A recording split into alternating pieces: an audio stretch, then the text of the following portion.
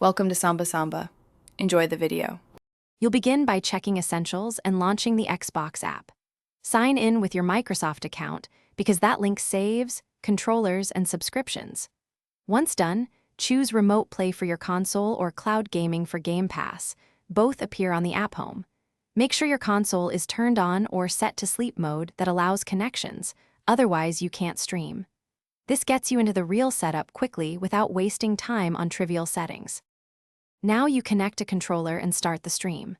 You pair your Xbox controller and iPad Bluetooth, pressing the pairing button until the LED blinks, then select it on the iPad. In the Xbox app, pick your console or a cloud gaming tile, then tap play to initiate streaming. Buffering will begin. If you prefer on-screen controls, toggle touch controls, but a physical controller gives lower latency.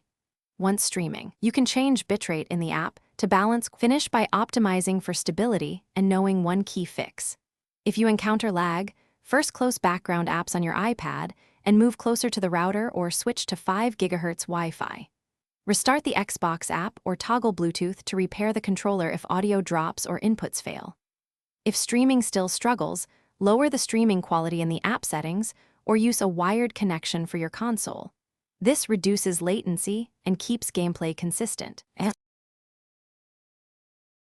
Thanks for watching. Consider subscribing if we helped you.